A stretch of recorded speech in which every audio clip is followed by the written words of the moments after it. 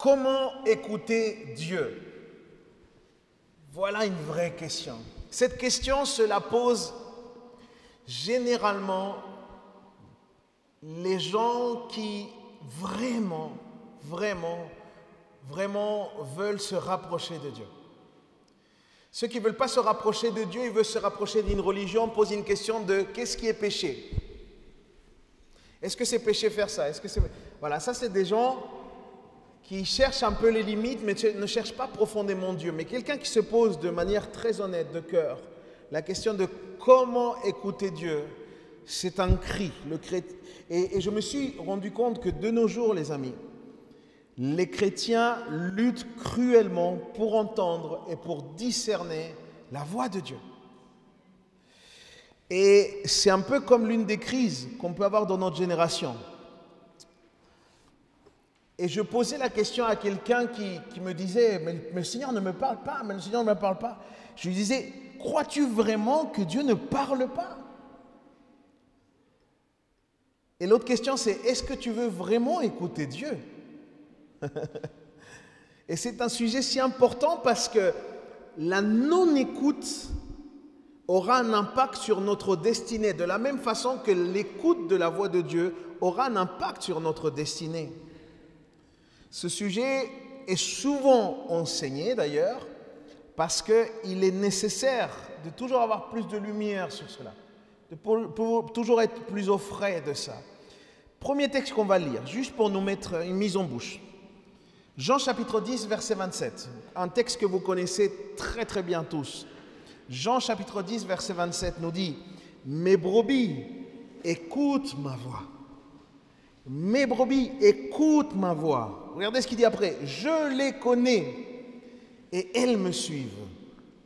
Elles écoutent, Dieu a connaissance d'elles et nous les suivons, nous le suivons. » Mes amis, cette parole de Jésus est sans doute l'une des plus puissantes qui doit nous encourager à vivre l'écoute de Dieu. Vraiment. Cette affirmation, personnellement, a chamboulé ma vie. Ça a chamboulé ma vie chrétienne, ma dynamique personnelle. Je me suis dit, les brebis écoutent ma voix. Je me suis dit, mais si je suis brebis de Dieu, ce n'est pas possible que je n'écoute pas la voix de Dieu. Ce n'est pas possible, c'est inconsolable. Il y a quelque chose dans l'équation qui n'irait pas. Si le Seigneur dit que nous sommes ses brebis et qu'on peut entendre sa voix et que nous disons par moments, peut-être que nous n'arrivons pas à entendre cette voix. Je pense qu'il y a un problème de fond, il y a un mensonge quelque part qui s'immisce. Parce que parfois, il y a des mensonges comme ça, comme le fait de nous dire on ne peut pas entendre la voix de Dieu. Non, la parole de Dieu nous le dit. Mes brebis écoutent ma voix. Ça veut dire Dieu fait résonner sa voix. Et je vais vous le dire de manière très très simple.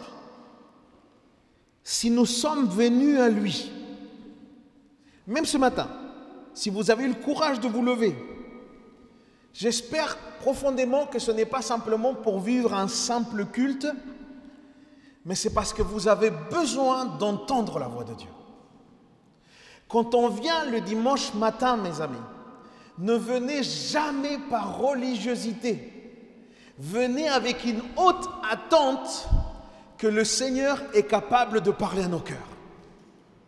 Que le Seigneur est capable de toucher nos vies. Et la puissance de la parole, c'est ça. C'est qu'on a un public divers ici. On a des centaines de personnes ici maintenant, mais malgré qu'on ait des centaines, le Seigneur est capable de nous parler personnellement. Ça, c'est la puissance de la parole de Dieu. Et il y a des mensonges importants. Je voudrais dénoncer quelques mensonges importants qui affectent particulièrement le fait, notre oreille spirituelle, si on peut dire ça comme ça. Des choses qui nous font croire que Dieu ne nous parle pas. Il y a certains d'entre vous, d'entre nous, peut-être qui pensent que Dieu parle simplement à une élite.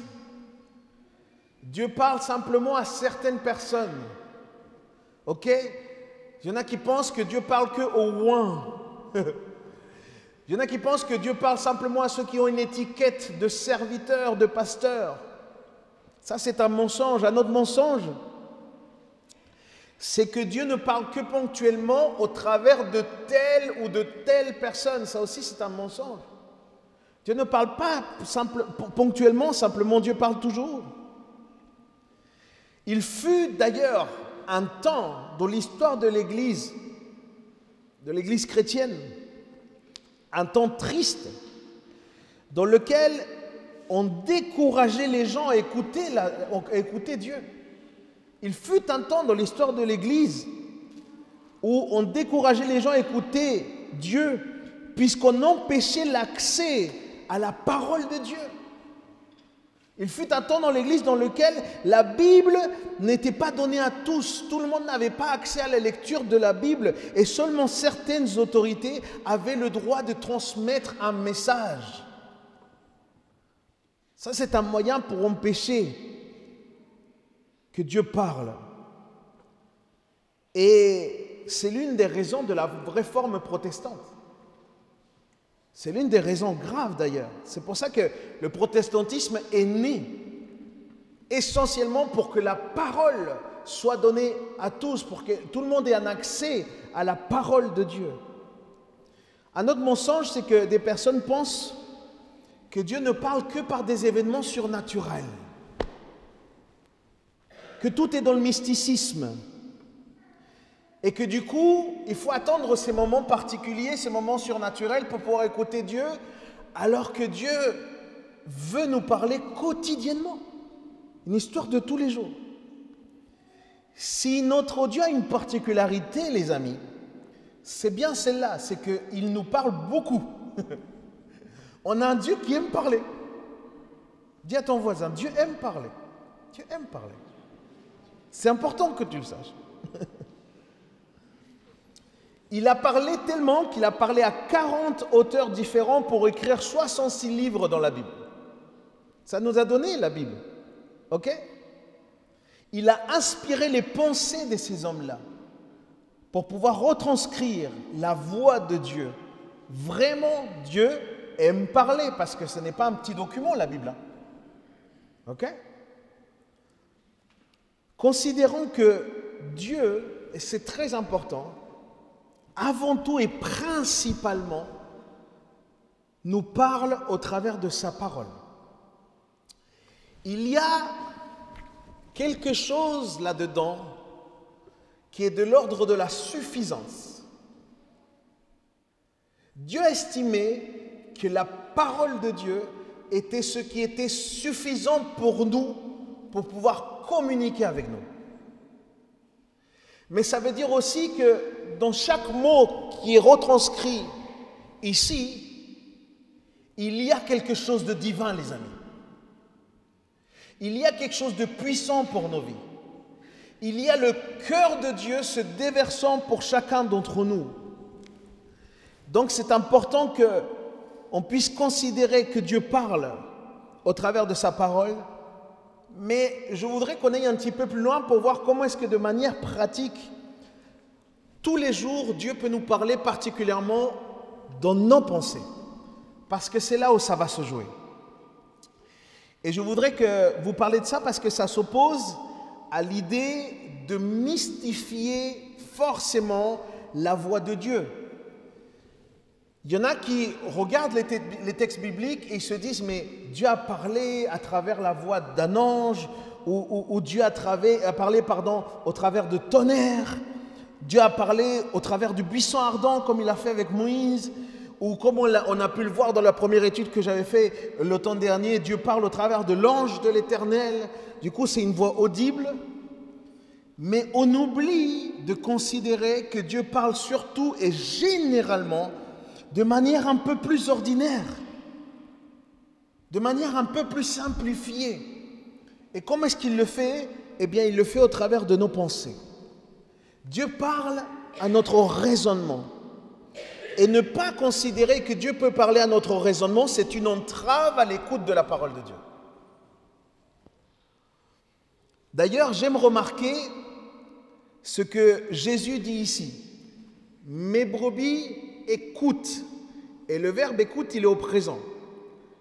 vous l'avez compris comme moi, et ceux qui font les études avec moi le savent, les temps qui sont employés dans la parole de Dieu ont leur importance. S'il dit « mes brebis écoutent », ça veut dire que c'est un temps présent. Ça veut dire tout le temps, à chaque jour, on peut écouter la voix de Dieu. Dans le présent, on devrait avoir cette capacité. Mais j'ai bien compris au travers des années que l'écoute de la voix de Dieu s'apprend. C'est quelque chose qui s'apprend à l'image de ce jeune prophète Samuel. Un jeune prophète qui était désireux justement d'apprendre à écouter, je pense, la voix de Dieu, apprendre à connaître Dieu. Pourquoi? Parce que Samuel allait devoir écouter la voix prophétique de Dieu. Il avait un rôle important. Du coup, on va s'attarder ce matin un peu plus sur ce passage. 1 Samuel chapitre 3. On va lire ensemble 1 Samuel chapitre 3 du verset 1 au 10.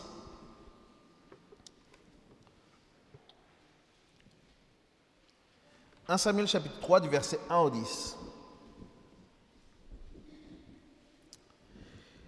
Le jeune Samuel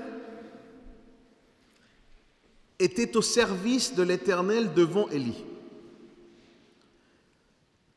Détail très important, la parole de l'Éternel était rare à cette époque-là.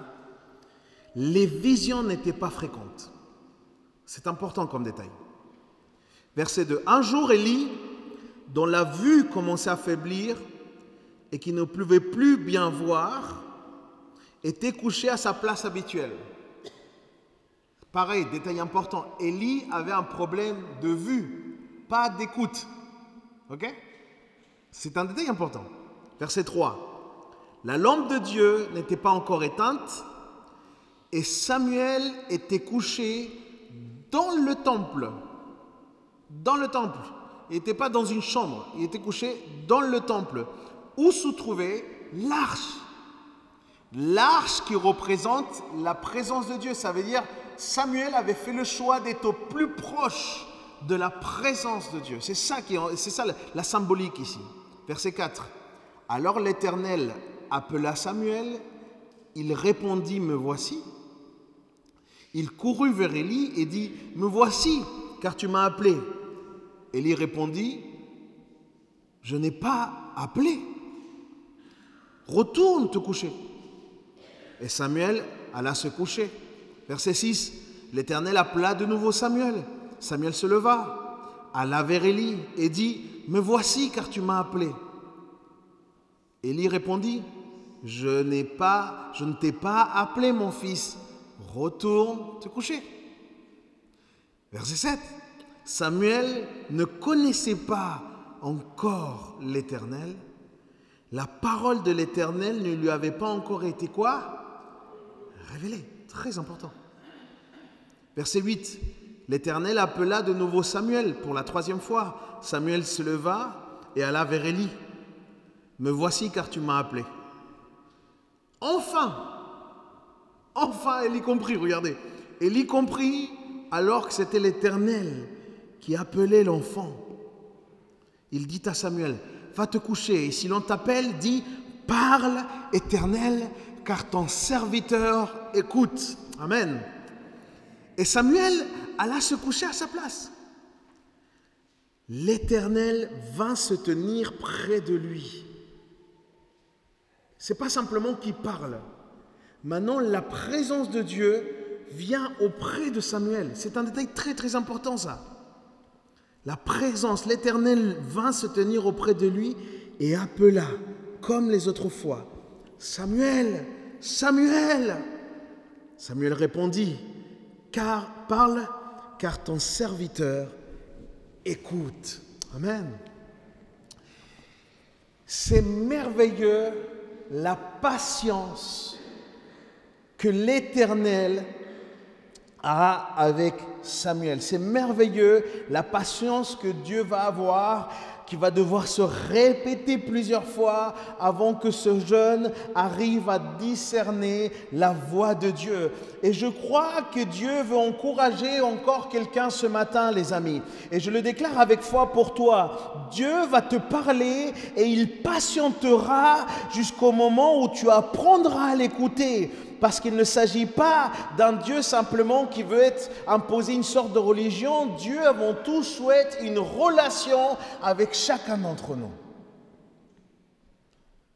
Ça prendra le temps que ça prendra. Mais Dieu va te parler. Dieu va te parler. Et tu vas pouvoir l'écouter. Quelques précisions importantes peut-être concernant ce passage qui nous permettront nous aideront plutôt à avancer là-dessus. Comme on a pu le voir, c'était un moment délicat.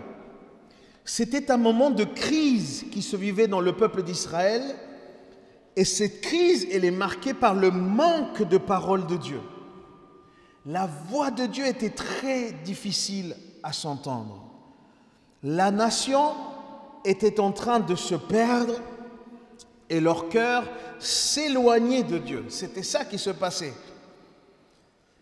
Mais nous découvrons que ce n'était pas parce que Dieu ne voulait pas parler.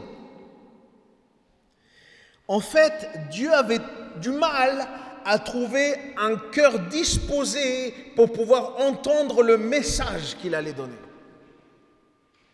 Et pourquoi il avait du mal? Parce que le message qu'il allait donner n'allait pas forcément plaire au peuple. Ça veut dire que les gens dans le temple, ils faisaient des cultes. Ils vivaient des cultes, peut-être chaque semaine, peut-être chaque jour, ils faisaient des cultes, des rituels. Mais malgré tous les cultes qu'ils vivaient, ils n'entendaient pas la voix de Dieu. C'est terrible. Mes amis, pour rentrer tout de suite dans le vif du sujet, si vous me le permettez, je crois que Dieu nous parle, mais on n'arrive pas forcément à écouter parce que notre cœur n'est pas toujours disposé à l'entendre. Il est là l'enjeu.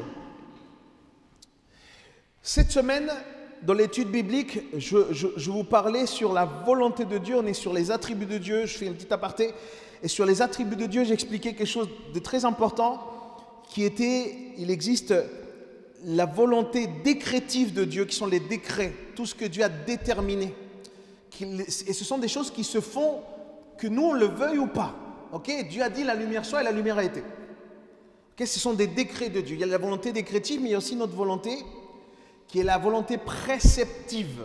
Et la volonté préceptive, ce sont les choses que Dieu manifeste comme ce qu'il désire, mais à laquelle nous, en tant qu'être humain, on peut dire oui ou non. Ça veut dire qu'on peut résister littéralement à la volonté préceptive de Dieu. De la même manière qu'on peut résister à la volonté préceptive de Dieu, on peut résister à la voix de Dieu. On peut résister à cette voix que lui, il veut nous faire entendre en fait. Et peut-être que Dieu nous a dit à des moments des choses et on n'a pas voulu l'entendre. Peut-être que Dieu t'a dit à toi aujourd'hui de manière très très concrète, éloigne-toi de telle et telle personne. Éloigne-toi de cette personne. Non, mais Seigneur, j'ai toute une histoire de vie avec... Non, éloigne-toi de cette personne. Non, mais tu ne comprends pas, c'est un ami depuis tout petit. Éloigne-toi de cette personne, te dit le Seigneur. Et nous sommes là, on résiste. Et du coup, on ne veut pas entendre. Parce que nous ne sommes pas disposés dans nos cœurs à pouvoir entendre la voix de Dieu. Peut-être que Dieu demande à quelqu'un aujourd'hui un pas de foi. Mais comme notre cœur n'est pas bien disposé, au lieu d'aller dans la foi, dans ce que le Seigneur nous demande, on prend sans cesse des plans B. Et on accepte de corrompre ce que le Seigneur nous a dit et on prend d'autres solutions, encore une autre solution, alors que le chemin que le Seigneur nous a indiqué était plutôt clair. Il n'y a pas une bonne disposition. Et Dieu ne veut qu'une chose, c'est nous parler. Il ne désire que ça. Et dans ce temps si particulier que vivait à l'époque Samuel, qui vivait le peuple d'Israël, seul, écoutez ça bien, seul le jeune Samuel cherchait vraiment Dieu. Dans ce temps-là, seul le jeune Samuel cherchait vraiment Dieu. Et ça se voit à l'image du fait que Samuel était couché dans le temple et il se trouvait là où se trouvait l'arche. Samuel était, même s'il ne connaissait pas encore dans ce ministère qu'il allait être appelé, Samuel était attiré par la présence de Dieu. Il y avait déjà une certaine passion pour Dieu. Samuel avait soif d'une relation avec ce Dieu de l'arche. Il avait soif de ça. Au verset 4, il est dit que l'Éternel appela Samuel. Et contrairement à ce que beaucoup disent peut-être, et à ce que moi aussi j'ai pu croire, il semblerait clairement que quand Dieu appelle Samuel, il ne l'appelle pas d'une voix audible. Parce que Élie n'avait pas de problème d'écoute. Du coup, Élie aurait pu entendre aussi la voix de Dieu. Mais Dieu ne parle pas de manière audible ici. Souvenez-vous que Élie ne voyait pas, mais il entendait. Donc pendant très longtemps, j'ai lu ce texte en pensant que Dieu avait appelé audiblement Samuel. Mais je crois que Dieu parle depuis l'intérieur. Dieu parle à Samuel depuis son intérieur, sauf que Samuel n'arrive pas à reconnaître quelle est la voix de Dieu. Et comme il est dit dans le verset 7, pourquoi? Parce qu'il n'avait pas encore la révélation de quoi? De ça. Il n'avait pas encore la révélation de la parole de Dieu. La voix de Dieu s'aligne forcément à la parole de Dieu. Forcément. Et comme il n'avait pas lu la révélation, il ne pouvait pas entendre la voix. Mais cette voix n'était donc pas une hallucination pour Samuel. Elle était réelle, elle était réellement divine, mais elle venait depuis l'intérieur. Ça veut dire qu'elle venait dans la pensée. Et c'est là où je veux en venir. Toute révélation de Dieu présuppose chez celui qui la reçoit une disposition de cœur, les amis. Si Dieu va se révéler, c'est parce que tu es dans la bonne voie pour qu'il se révèle.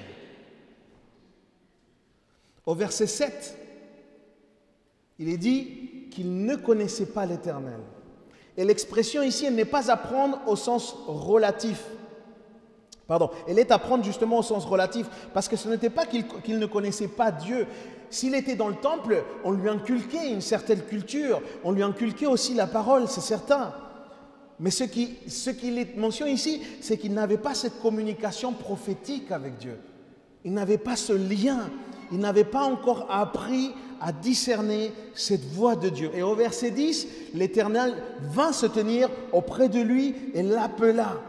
Ça veut dire quoi? Ça veut dire que jusqu'à là, l'Éternel simplement l'avait appelé une fois, une deuxième fois. Mais maintenant, Dieu rend sensible Samuel à sa propre présence. Tu veux écouter la voix de Dieu, sois sensible à la présence de Dieu. C'est ça qui se passe, pour qu'il ait une communication détaillée de ce qu'il va faire avec lui. C'est ça qu'il vit Samuel. Et c'est intéressant pour nous, les amis. Nous qui expérimentons aujourd'hui au travers du Saint-Esprit la sainte présence de Dieu, nous devons être particulièrement sensibles à la présence de Dieu pour vraiment pouvoir écouter sa voix. Quelqu'un dit Amen? Mais il y a des interférences.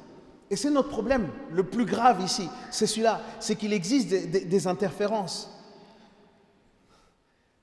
Écouter Dieu, ça s'apprend, et voilà pourquoi les Écritures sont si importantes. Si tu ne vois pas comment Dieu parle dans la Bible, le ton qu'il emploie pour tel ou tel moment, la direction, la manière de donner des directions, alors jamais tu pourras reconnaître la voix de Dieu. Si tu ne lis pas la parole de Dieu, il va être impossible que tu puisses discerner quelle est vraiment sa voix, en fait. Et voilà ce qui est intéressant. La parole, lorsqu'elle est une révélation en toi, elle se manifestera depuis l'intérieur. Si elle n'est pas révélation, ça restera simplement de la connaissance. Samuel a vécu avec de la connaissance pendant longtemps, mais quand la parole elle s'est intériorisée, c'est là qu'il a commencé à entendre la voix de Dieu. Si elle est les révélations, elle se manifeste depuis l'intérieur. La voix de Dieu, elle se manifeste toujours depuis l'intérieur. C'est pour ça qu'il a voulu déposer son esprit sur chacun d'entre nous. Parce que Dieu ne veut pas que tu dépendes d'un prédicateur. Dieu ne veut pas que tu dépendes de ce fameux pasteur que peut-être tu vois sur YouTube et que tu kiffes.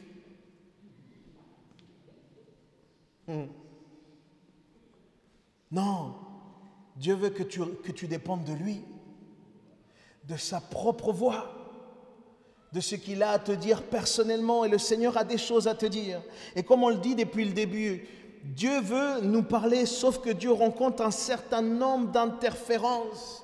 Quelles sont ces interférences? Parfois nos propres pensées, souvent nos pensées qui sont égoïstes, où on se focalise sur nos projets, on ne cesse de parler que de nos projets, on ne cesse de parler que de nos aspirations ou de nos préoccupations, et dans nos bouches, il y a encore les préoccupations et les angoisses et les insécurités, et il n'y a pas de parole de Dieu dans nos bouches.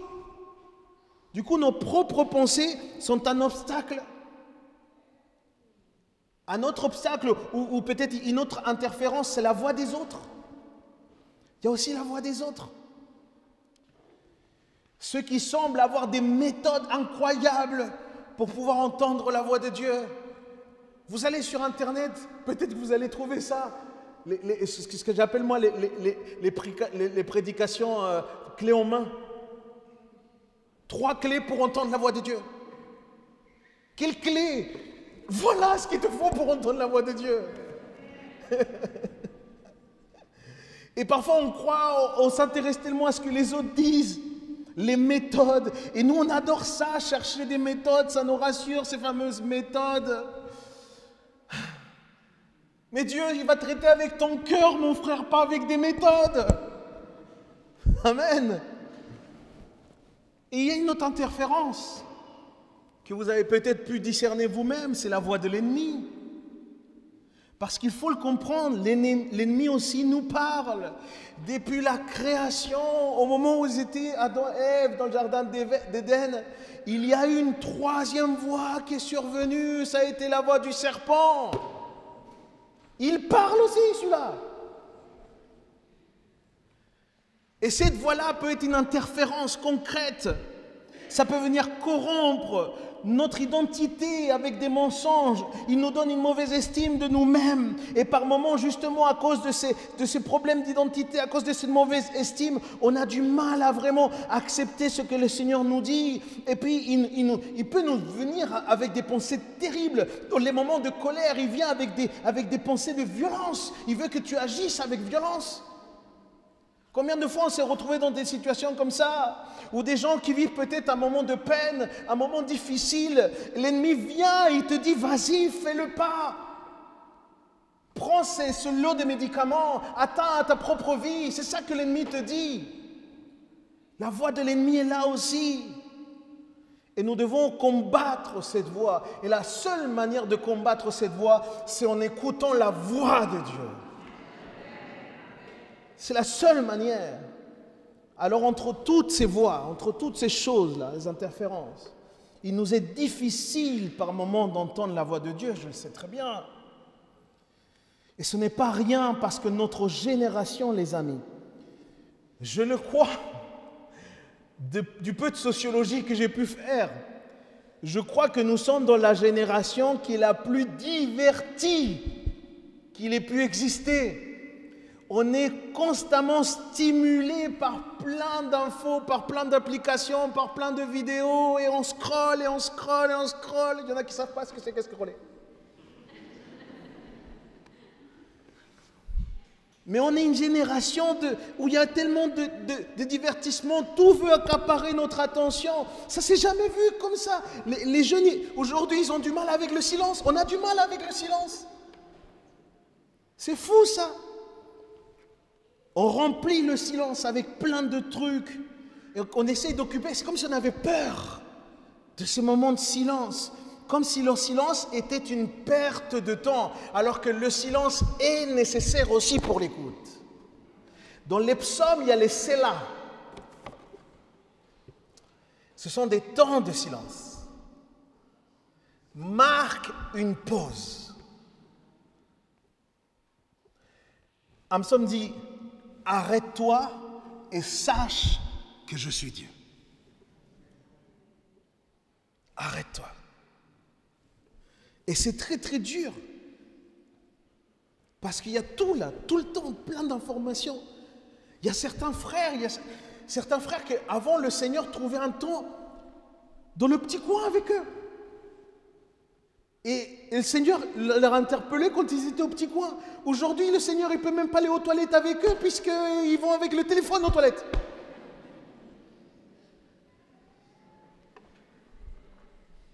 Personne dit amen à ça.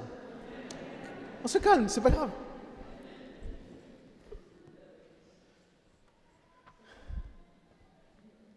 Un ami qui s'appelle Etiel, je l'écoutais dans un podcast qu'il sortait, il disait « La voix de Dieu, plus même que s'entendre, au bout d'un moment, elle se voit. » C'est fort ça, regardez.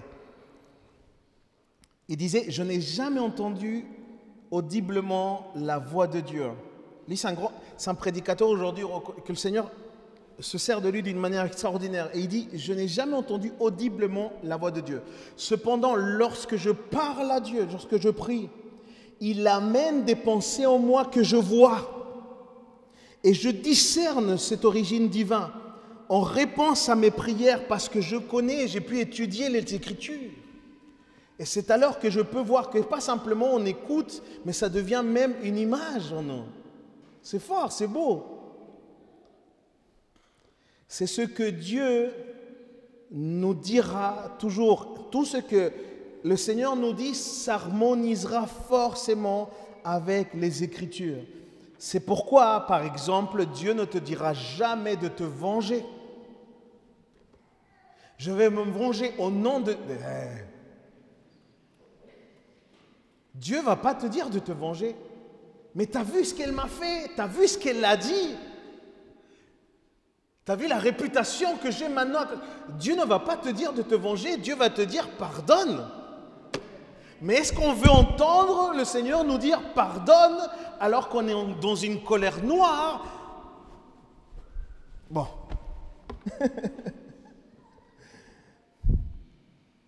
Il y a un secret, le secret il est juste là, c'est cette histoire de disposition de cœur. Il n'y a pas d'autre chose. Dieu parle à nos pensées. Crois-moi, il n'a pas besoin de ce fameux prophète de passage. Moi, j'étais dans une culture comme ça au Chili. Chili, moi, j'attendais ce moment-là. Je vous ai raconté ça. J'attendais ce moment où il allait y avoir ce fameux prophète ou le pasteur qui allait venir de passage parce qu'on savait qu'il allait donner une parole à un jeune. Et la parole, c'était souvent « tu vas te marier ». Moi, j'étais là.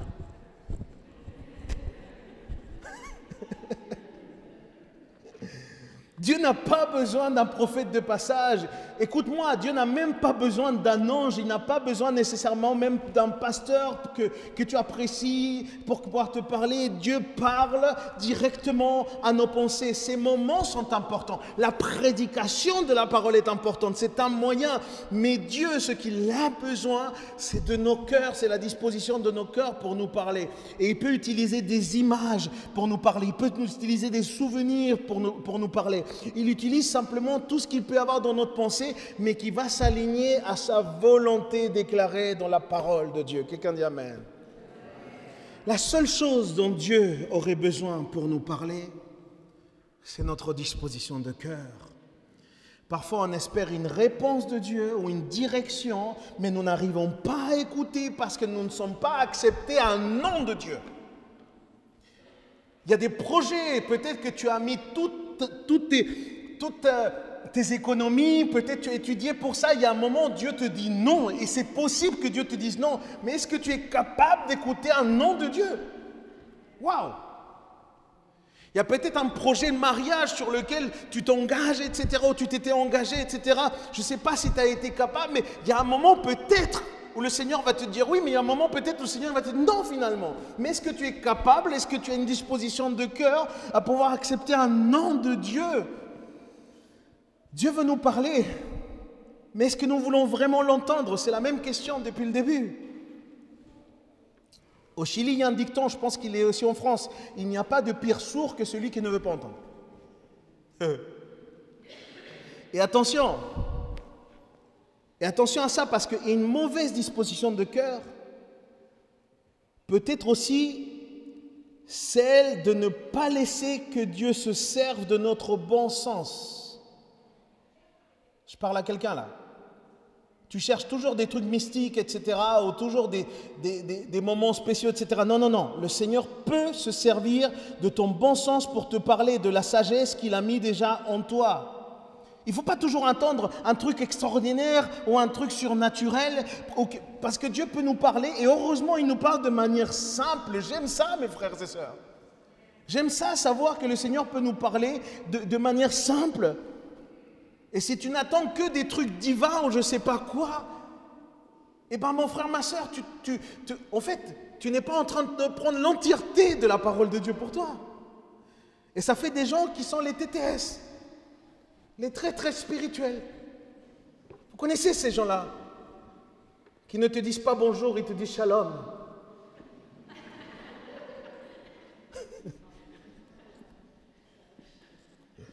Et il te pose des questions bizarres. Et tu l'avais dans le sang de l'agneau. Oh, toi, tu viens d'arriver à l'église. Wow. Head and Shoulders ce matin, mais... Il y a des gens comme ça. Il y a des gens qui sont toujours dans ces paroles-là. Et souvent, ces personnes-là sont toujours aussi dans des batailles spirituelles. Tout est une bataille spirituelle. Et à chaque fois, ils sont en combat spirituel. C'est un truc de fou. J'ai l'impression que ces personnes-là, ils discernent toujours les batailles spirituelles comme s'ils entendaient beaucoup plus la voix de Satan que la voix de Dieu lui-même. Attention à ça, mes frères et sœurs. Tout n'est pas bataille spirituelle. Tout n'est pas bataille spirituelle. On gagnerait tellement à écouter la douce voix de notre Seigneur. On gagnerait tellement. Dieu me parle. Il parle à mes pensées. Je te donne un exemple tellement simple. J'étais adolescent, j'étais au lycée. J'étais sorti de ma ville pour la première fois. J'arrivais dans un autre lycée. Je voulais vraiment aller dans un autre lycée qui était cool, celui-là. Okay. C'était un lycée sympa. Moi, j'étais dans mon petit patelin, là, dans ma petite banlieue. Et là, je sortais, j'allais dans un grand lycée avec plein de gens différents, etc. Et moi, j'étais dans l'équipe des Vans. Je ne sais pas si y en a qui connaissent cette équipe-là. Les skateurs, là, qui mettaient toujours des Vans. Aujourd'hui, c'est plus des Converse et tout. Mais c'est la même génération, c'est le même truc. Et moi, j'étais dans cette équipe-là. Et moi, je voulais devenir cool comme eux. C'était important pour moi de m'intégrer à eux. Et je me rends compte qu'il y a un gars qui vient de la même ville, du même quartier que moi. Il vient aussi dans le lycée. Et là, je me dis, mais non. Et c'était ça le pire pour moi. C'était que cette personne-là, elle était un peu bizarre. Et marchait bizarrement. Et il avait des attitudes extrêmement bizarres. Et souvent, c'était quelqu'un qui était un peu seul. Et je me disais, mais moi, je suis en train de me faire mes potes et tout ça. Pourquoi Et je me rappelle, moi, j'étais une maturité totale. Hein. Là, je vous confesse mes péchés. Et du coup, je me rappelle, je ne voulais même pas le croiser.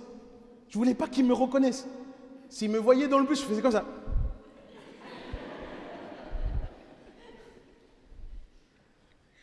Et je me rappelle un jour, la voix du Seigneur se fait entendre dans mon cœur.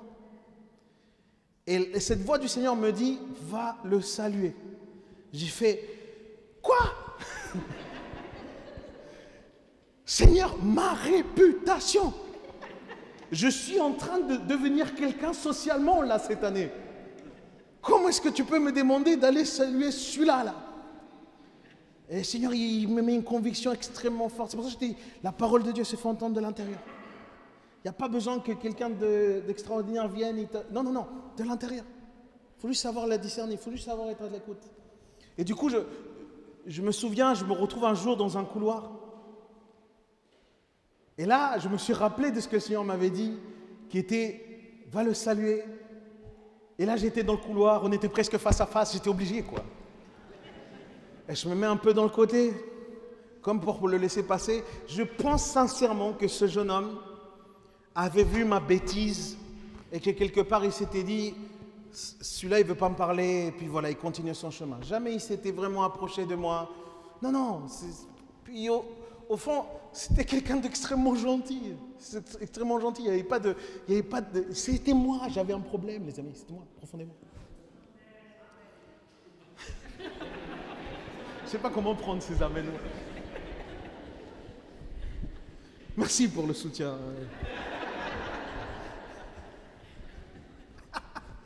Il y a des amens qui sont vraiment pas inspirés. Hein, je tiens à le dire. Bref. Je vois. Et là, je me mets devant lui. Lui, il est choqué comme ça. Il y avait 2-3 amis qui étaient là. Et je lui serre la main. Et je me souviens de son prénom. Parce que c'était aussi un ami d'une cousine que j'avais. Et du coup, elle m'avait dit son nom. Il s'appelait Michael. Et je lui prends la main. Je dis, salut Michael. Et quand je lui serre, lève-toi. Lève-toi, rapidement. Viens là. Je lui serre la main comme ça. Lui, il me regarde, presque en pleurant. Et il me dit, salut Léandro. Mais quand il me serre la main, c'est comme si c'était son père qui lui serrait la main. Je ne sais pas comment vous expliquer ça. Il y avait comme un profond besoin de reconnaissance. Et je ne savais pas ce qu'il vivait. Et à partir de ce moment-là, tous les jours, je lui ai dit bonjour.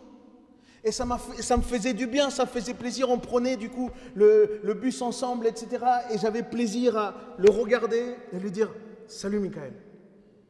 Et le Seigneur m'a donné une énorme leçon. Et il m'a dit « Est-ce que tu veux vraiment m'écouter? Est-ce que tu es vraiment disposé à écouter? Parce que si tu écoutes, je vais me servir de toi. » Quelqu'un doit comprendre ça ce matin. Si tu écoutes la voix de Dieu, ça va être extraordinaire la manière dont Dieu va se servir de toi. Amen. Et je me suis souvenu de cette histoire parce que c'était tellement concret. Je vais aller un peu plus vite. J'arrive à la fin de toute façon, rassurez-vous. Jésus parlant. Ce que je vais expliquer là est primordial. Jésus parlant de la venue du Saint-Esprit, dans Jean 16, verset 13, il va dire ceci. Quand le Consolateur sera venu, regardez bien, l'Esprit de vérité, il vous quoi? Conduira dans toute la vérité. Pourquoi? Parce qu'il dit, car il ne parlera pas de lui-même, mais il dira tout ce qu'il aura entendu et il vous annoncera les choses à venir. On arrive à un point important. Être à l'écoute de Dieu, c'est être à l'écoute du Saint-Esprit. Et c'est pour cela que nous devons développer cette relation aussi privilégiée avec la troisième personne de la Trinité, avec cette personne du Saint-Esprit. Parce que le Saint-Esprit a une capacité de ressentir, le Saint-Esprit a une capacité d'écouter, mais le Saint-Esprit a aussi une capacité de parler parce que c'est une personne. Et nous devons le considérer dans une relation. Dans une relation, le plus important, c'est la communication. Et la communication, c'est le contraire d'un monologue ou du fait de ne rien dire à l'autre. Dans une relation, ce sont deux interlocuteurs qui échangent. Donc oui, c'est important de prier, mes frères et sœurs, mais aussi, c'est important de faire silence et d'écouter. Quelqu'un dit Amen à ça. La voix du Saint-Esprit nous dirigera toujours, nous les disciples, à devenir de plus en plus à l'image de notre Maître. L'objectif du Saint-Esprit, c'est ça, nous conduire vers la vérité. Jésus est la vérité. Du coup, il nous conduit à cette image, dans une relation pour bien écouter, les amis. Et ça, il y en a certains qui vont apprendre une révélation divine ce matin. Dans une relation, pour bien écouter, il faut se taire.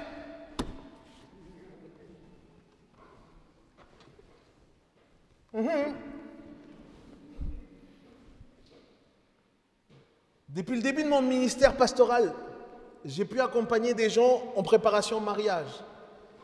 Et je parle de ça.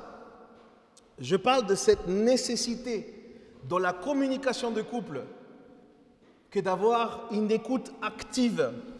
Une écoute active, ça veut dire on écoute ce que l'autre dit, pas en créant des arguments pour pouvoir avoir raison à la fin, juste en écoutant pour pouvoir comprendre ce que la personne veut vraiment nous dire et partager dans la compassion et dans l'accompagnement de cela.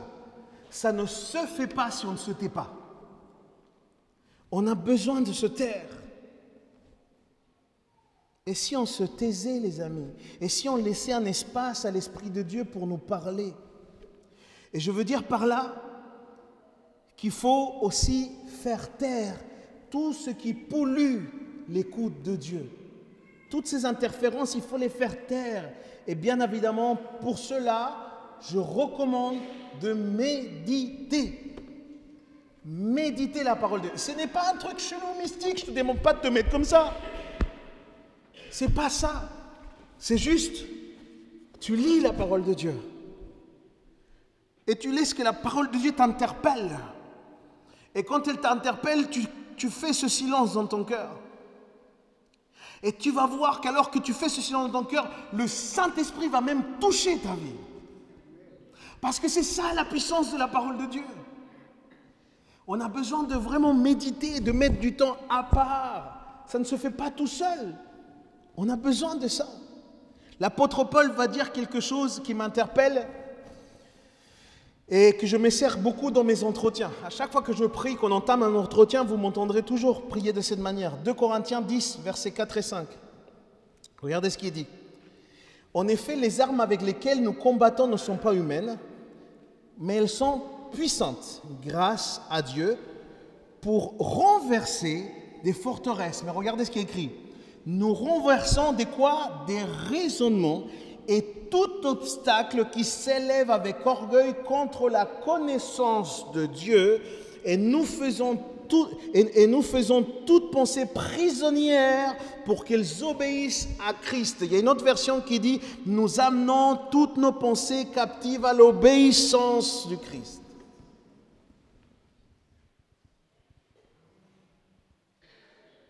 Tu veux écouter la parole de Dieu? Emmène les pensées captives à l'obéissance de Christ. Ne te soumets pas à ces mauvaises pensées, ne te soumets pas à ces pensées de la chair, ne te soumets pas à ces pensées du diable. Amène-les captives à l'obéissance de la parole de Dieu. Alléluia. Si on emmène nos préoccupations, si on emmène nos peurs, si on emmène nos angoisses, nos incompréhensions, nos colères captives à l'obéissance du Christ, crois-moi, nous allons vraiment réussir à écouter mais alors très clairement, la voix de Dieu. Dieu parle. Et c'est vrai aussi, il faut le dire. Dieu parle quand il veut. Et Dieu parle comme il veut. Parce qu'il est Dieu. Laissez-moi tout de même vous dire cette dernière chose qui me semble importante.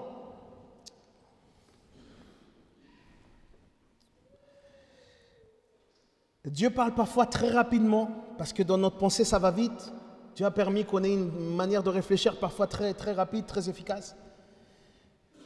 Mais pour des décisions importantes, je ne sais pas vous, c'est peut-être que mon retour d'expérience, mais pour des décisions importantes, j'ai l'impression que Dieu prend le temps. Combien de fois tu avais une décision tellement importante et c'est là que tu connais le lastminute.com de Dieu? C'est comme si à la dernière minute, le Seigneur te dit cette fameuse parole qui déclenche tout derrière.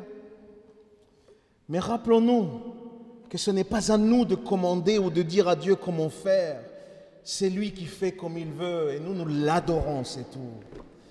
On l'obéit, c'est ça en fait. Notre cœur soumis, aimant, qui comprenons que vraiment il a le meilleur pour nous. Parfois, il est nécessaire de nous mettre à part.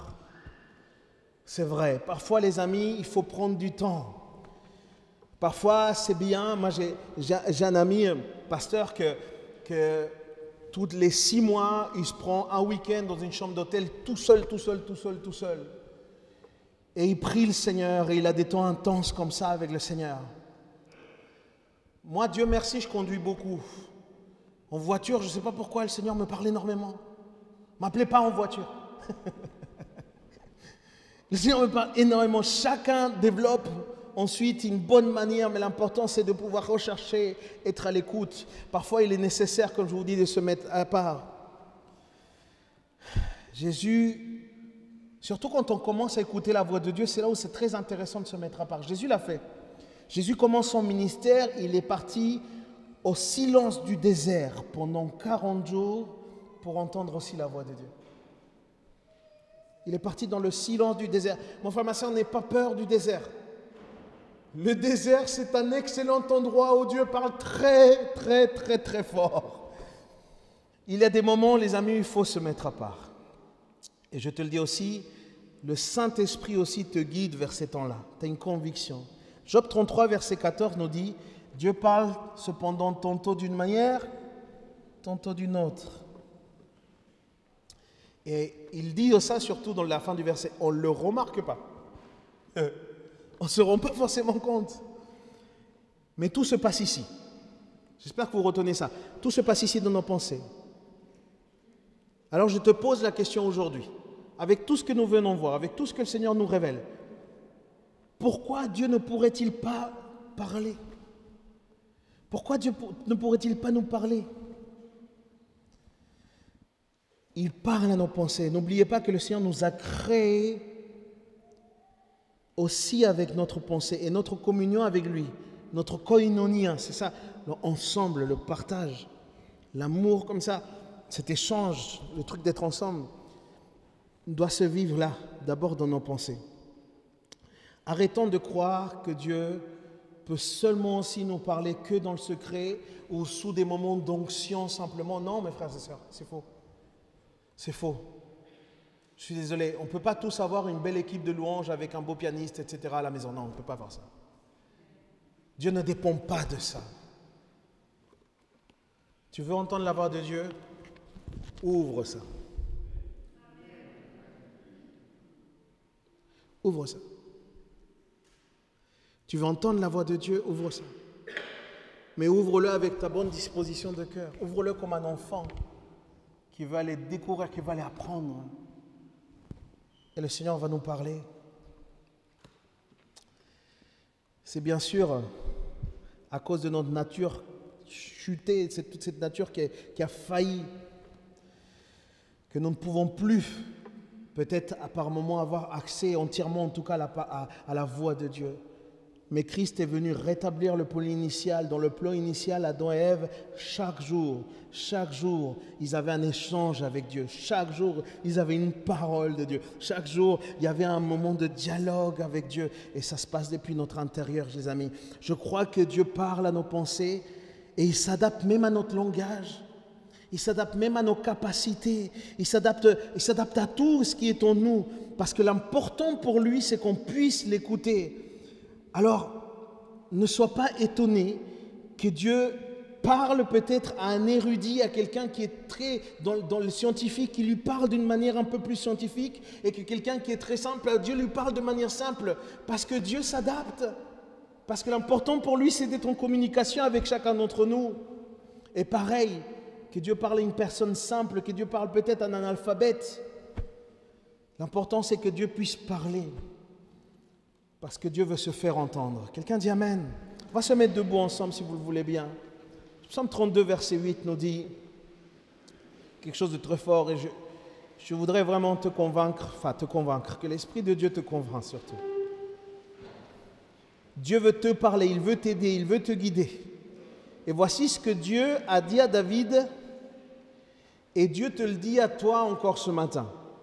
Je t'instruirai. Psaume 32, verset 8. Je t'instruirai, je te montrerai la voie que tu dois suivre, je te conseillerai, j'aurai le regard sur toi. Voilà ce que le Seigneur nous dit ce matin. Et gloire soit à lui, parce qu'il est vivant et parce qu'il nous parle. Quelqu'un dit Amen. Seigneur, quelle joie, quel honneur, Seigneur. Quel bonheur, Seigneur, que tu nous aies laissé ta parole. Que ferions-nous, Seigneur, dans ce monde, dans ce contexte sans ta parole, Seigneur? Nous serons tellement perdus. Nos cœurs se tourneraient vers le mal, Seigneur, et nous irions tout droit en enfer. Or, par ta parole, Seigneur, parce que ta parole, Seigneur, a ramené la foi en nous. La foi vient parce que l'on entend ce que l'on entend de la parole de Dieu. Nous avons cru en ta parole, et parce que nous avons cru en ta parole, aujourd'hui nous sommes sauvés par toi, Seigneur. Nous te remercions pour ta parole, et nous voulons, Seigneur, apprendre de plus en plus à être à ton écoute, Seigneur. Mûrir de telle manière à que chacun puisse entendre la voix de Dieu sur ses décisions de vie, sur ses enjeux personnels, mais aussi, Seigneur, sur ce que tu désires pour nous tous ensemble. Oh, Seigneur Jésus, tu veux parler à ton peuple et tu sais parler à chacun d'entre nous. Seigneur, nous te prions, Seigneur, pour tous les obstacles qu'on peut avoir dans nos pensées, dans nos vies. Oh mon frère, ma soeur, fais cette prière avec moi. Dis-lui, Seigneur, aide-moi à combattre tous ces obstacles au nom de Jésus. Seigneur, je prie vraiment pour chacune de nos pensées, que la peur, la crainte, les angoisses, une mauvaise perception de soi-même, Seigneur, que tout ce qui fait obstacle, que la voix de l'ennemi, Seigneur, qu'absolument tout, qu'on puisse amener tout captif à ton obéissance, Seigneur. Et que nous puissions entendre ta voix, parce que tes brebis entendent ta voix. Et nous voulons entendre ta voix, Seigneur. Merci parce que tu parles au travers de la prédication de la parole. Seigneur, que cette Église puisse être remplie de tes paroles. Qu'elle puisse être remplie, Seigneur, de ta voix. Que des gens puissent venir ici, Seigneur, et qu'ils puissent t'écouter de manière extrêmement concrète. Que leur vie soit bouleversée, changée pour ta gloire. Au nom puissant de Jésus. Amen.